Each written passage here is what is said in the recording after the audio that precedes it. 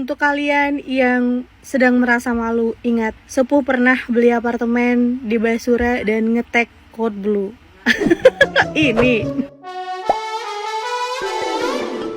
Hola netizen yang tercinta, latar belakang Kode Blue terungkap. Tidak disangka ternyata chef ahli di bidang F&B. Siapa sangka Kode Blue yang dianggap remeh dan sok tahu dunia F&B oleh food vlogger Farida Nurhan ternyata adalah seorang chef internasional. Sosok yang rendah hati yang tidak ingin menunjukkan siapa dirinya menuai pujian dari netizen yang budiman. Dan sekarang terungkap sudah sosok Kode Blue seorang chef yang kompeten dalam bidang F&B. Bahkan dari jejak digital bisa diperkirakan ia telah menggeluti bidang tersebut kira-kira lebih dari 10 tahun. Terus bagaimana reaksi Farida Nurhan mengetahui fakta dari Kode Blue yang sempat ditertawakannya jika Kode Blue adalah sepuh yang sesungguhnya?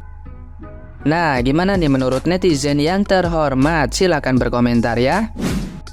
Makanya kalau mau nge-review orang itu lihat-lihat dulu. Sok-sokan body shaming, ngeremehin, nggak taunya yang diremehin. Wow. Mayo. Jadi guys, sejak Code Blue face reveal yang memperlihatkan penampakannya dia itu, makin kesini makin banyak video-video yang di-up sama netizen tentang si Code Blue, termasuk masa lalunya dia yang ternyata memperlihatkan kepada kita bahwa dia memang gak kaleng-kaleng. Dia bukan nobody guys, tapi dia somebody. Dia juga pernah jadi chef, dia juga paham F&B, dan circle-nya gak main-main dia circle-nya. Aduh, Mayo. Udahlah, nggak perlu kita buka secara detail. Udah kena mental ya, maksudnya jauh gitu, ya kan? Dan hal yang paling konyol adalah kalau nginget dia pas beli apartemen yang 500 juta itu dan dia ngetek si Code Blue. Mayo, kamu tuh seharusnya kalau beli apartemen harga 500 juta yang sing mbok tek iku sapa? Aku soalnya aku turun beli apartemen, aku baru cocok. Kamu ngetek Code Blue yo. Ya Allah, tapi kalau dikembalikan ke kita nih, pertemanan kita dalam kehidupan kita secara nyata ini, kita juga pernah kan kadang nggak diminta kita belain karena naluri. Cuman ternyata yang dibelain itu bertepuk sebelah tangan. Ya, kalau si urusannya si Mayo sama Bang Madu sih aku maklum ya. Maksudnya memang si Mayo itu kan offside gitu kan, offside. Dan Bang Madu juga nggak pengen sebenarnya kayak gitu sampai keseret-seret ke masalah hukum. Sebenarnya dia juga galau ini guys. Dia nggak kepengen ya temennya keseret masalah hukum. Ada juga ponakannya yang inisial R itu juga dilaporin gitu. Makanya dia berharap kalau bisa si Mayo ini udahlah minta maaf aja, tapi kayaknya susah say gitu ya. Ya udahlah, balik lagi ke kehidupan kita pribadi, di pertemanan kita, di lingkungan kita yang bukan siapa-siapa ini, jadi nggak mungkin ke up ke media gitu ya. Tapi di dalam kehidupan kita ini pasti kita juga pernah kan nolongin orang, bantuin orang, belain orang, kadang nutupin perbuatan orang tersebut, kadang berpikir positif, saking positifnya kita tuh nggak ada pikiran jelek ke dia, tapi ternyata dia melakukan hal yang tidak kita pikirkan, tega gitu, padahal kita udah intinya gini loh guys. Jadi ya kadang-kadang tuh kita punya niat baik, tapi tadinya kita malah jadi goblok loh. Untuk kalian yang sedang merasa malu, ingat, Sepuh pernah beli apartemen di Basura dan ngetek Code Blue. Ini. Oke, sorry. Aku udah berusaha banget untuk gak bahas info-info, fakta-fakta, data-data yang dikasih sama netizen ke aku tentang Ko William yang sebenarnya semakin membuktikan VT pertama aku yang FYP ya, bahwa dia itu old money dan membuat aku kagum. Tapi sebenarnya mau dia old money, mau new money atau alias orang kaya baru ya kan, konteksnya di situ kan aku membahas bahwa aku kagum sama dia sebagai pasangan karena perlakuannya dan gara-gara vibes-nya. Kenapa aku bahas vibes-nya? Ya karena aku perempuan yang suka berhayal, karena aku suka baca novel, baca buku, dan suka nonton drama, ngerti kan? Dan ada yang bilang kayak, "Mbak, itu suami orang." Emangnya kalau kita suka sama orang kita bakal ngerebut gitu? Emang kalian nggak pernah ya kagum sama orang lain sebagai wah itu keren ya laki-lakinya, oh gitu keren ya perempuannya gitu. Kayak kalaupun sekarang aku kagum sama Rosa bukan berarti aku lesbian. Kalaupun aku sekarang memuji misalnya wah Rosa itu badannya bagus loh, bukan berarti aku lesbian. Hey, hidup kalian segaring itu, hidup kalian tuh semonoton itu, kalian itu sekaku itu gitu. Kayak kalian merasa kalau kita lagi bahas kehidupan orang lain kita gibah, kita dosa, masuk neraka. Terus kayak kalau kita Islam kita harus mengucapkan kata-kata yang selalu ada unsur keislamannya. Kalau kita misalkan sekali pakai hijab besoknya nggak boleh buka lagi, aku tahu itu benar, itu salah ya kan, tapi kita punya kesalahan masing-masing dan kita punya gaya hidup yang masing-masing gitu loh. Kalian lihat ini tindikanku, terus kalian mau nyuruh aku bertaubat gitu. Apa cerita kalian yang di kolom komentar nyuruh aku bertobat, terus kalian ternyata nge-DM ya para lelaki ya kan di kolom komentar kayak dasar kamu mata duitan dan lain-lain. Ternyata di DM kalian mengajukan pertemanan dan kalian nge-DM melambai. Aku tahu tujuan arahnya kemana. Sekali lagi ya, aku bertegas bahwa semakin terkuaknya fakta, semakin aku kagum dengan Code Blue sebagai pasangan, kagum juga dengan Ko William Anderson, dan kagum juga dengan Rosa. Mau kalian bilang hubungan mereka tidak akur dengan mertuanya, mau kalian bilang harusnya dia tidak seperti itu, mau kalian bilang dan lain-lain, aku sebagai warga negara Indonesia memiliki hak untuk beropini dan mengagumi seseorang. Ya kan? Kalau kalian punya asumsi atau punya opini yang berbeda, itu hak kalian, silakan posting di sosial media kalian.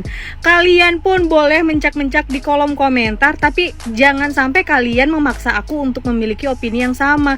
Kasian banget kalian saking gimana ya, tidak bisa mengutarakan opini sampai kayak cari celah yang aneh gitu, kayak apa sih, nggak penting, terus kayak nggak jelas, terus gitu aja disukain. Emang yakin banget dia old money? Ada loh yang sampai komen ratusan hanya untuk membantah setiap kalimat yang bilang Ko William itu old money. Mampir ke Facebook, main kemana-mana, orang yang nongkrong sama keluarga Cendana itu bukan orang sembarangan. Dan masalah old money apa new money, kita kan di sini bahas dia itu kaya dari orok makanya nggak alay, dan vibesnya kita bahas vibesnya, kita nggak ngitung duit dia beneran, kita nggak mau minta. Netizen hello, segitunya kalian mendukung si Ono gitu.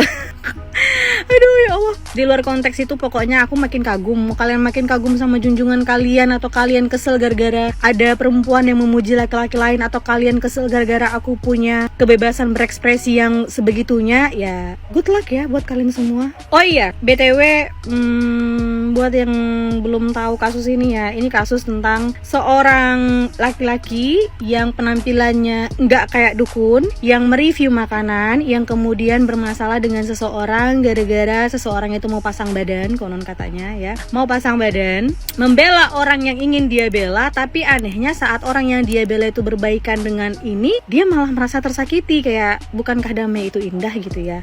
Aku sendiri merasa kayak bukannya harusnya di saat ini dia maju dan bilang, oh udah damai ya, bagus dong, ini yang aku mau, makanya aku sampai kayak gitu kemarin kan karena aku ingin semuanya damai dan aku pengen temanku nggak diserang gitu ya, harusnya. Tapi nggak tahu deh kenapa tiba-tiba sekarang malah yang pecah yang Ono ya. Dua-dua itu ya sangat disayangkan ya. Harusnya kan kalau yang dibela itu berbaikan, bukankah harusnya dia yang maju paling depan, kayak iya makanya kayak gini dong, harusnya itu damai gitu ya kan, kalau katanya pasang badan. Tapi kalau ternyata menginginkan perpecahan, nggak tahu ya kan. Buat yang bilang nggak paham sama ceritaku, jangan malu-maluin diri sendiri. Aku aja sering ya nonton VT gitu ya, yang berbau info. Kalau nggak paham itu aku cari informasinya di Google, atau aku cari informasi di VT lain yang lebih jelas kalau aku memang mau tahu.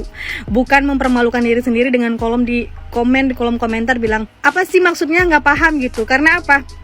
Karena aku lihat VT Tigris yang lagi klarifikasi atau ngasih argumen gitu ya, kan memang orang yang menjaga lisan kadang-kadang memang ngomongnya cenderung muter gara-gara takut salah ngomong, dan cenderung lambat gara-gara dia memang bukan tukang gibah, memang dia biasanya nampilin karya-karya dia atau posting sesuatu yang ini kan, yang Tigris ya.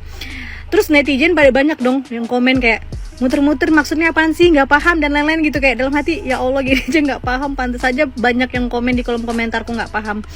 Tapi sekali lagi ya, intinya semoga kalian paham sama VT-ku, dan kalaupun nggak paham, good luck untuk kalian semua. Yuk kita bahas gimana sih karakter kepribadian yang asli dari seorang Kode Blue, seorang food reviewer, food vlogger yang lagi viral akibat kasusnya dengan Nyak Kopsa. Saya Pak Devo, seorang physiognomy expert, mohon izin untuk menginterpretasikan gimana karakter kepribadian asli seorang Kode Blue dari kacamata fisiognomi. Jadi, dalam ilmu fisiognomi itu, wajah Bang Kode Blue itu masuk kategori wajah api. Dan orang berwajah api itu karakter kuatnya adalah sangat idealis dalam segala hal. Dalam ucapan, dalam tindakan, dan bahkan dalam penilaian. Sehingga apapun yang dikatakan sama orang seperti Bang Kode Blue itu cenderungnya to the point. Dia nggak peduli reaksi orang. Buat dia, kepentingan dia mengatakan atau melakukan sesuatu adalah untuk mengedukasi. Nah ini yang kemudian buat banyak orang yang nggak sepaham dan ngerti caranya cenderung dianggap sebagai sesuatu yang merendahkan. Padahal menurut orang-orang seperti Bang Kode Blue atau orang-orang yang berwajah api, caranya ini adalah cara yang pada akhirnya memberikan kebaikan di kemudian hari. Artinya orang-orang berwajah api selalu berpikir ke depan, satu langkah lebih ke depan dibandingkan orang biasa. Itulah yang membuat banyak orang yang harus mikir dulu untuk tahu maksudnya Bang Kode Blue itu apa. Itulah uniknya orang berwajah api. Nah, demikian karakter kepribadian yang saya analisa berdasarkan kacamata fisiognomi ya. Buat kamu yang penasaran siapa yang ingin dibedah karakter aslinya lewat kacamata fisiognomi, boleh di komen ya. Dah.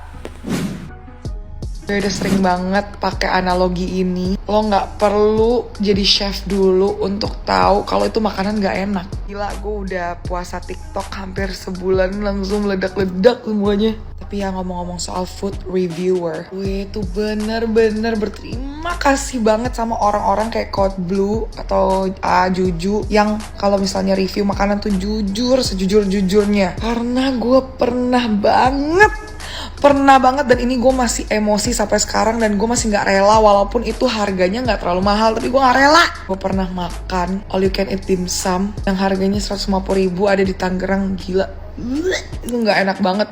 Padahal review dari food bloggernya tuh bener-bener yang kayak enak banget. Mungkin 150.000 buat gue nggak terlalu bertambah besar untuk ekonomi gue, tapi coba lu bayangin kalau itu happen ke anak yang kos-kosan yang kayak bener-bener pas-pasan banget, tapi dia mau all you can eat dan dapat nih all you can eat yang murah, tapi lu kasih kita yang makanannya itu rasanya kayak ikan sapu-sapu atau udang yang nggak tahu udah dari 1000 tahun lalu. Itu lu jahat sih, lu jahat. Emang taste orang tuh beda-beda, tapi ini gue yakin banget ya, dimsum ini gue sekarang masih dendam kesumat. Lo tuh harus tutup ye.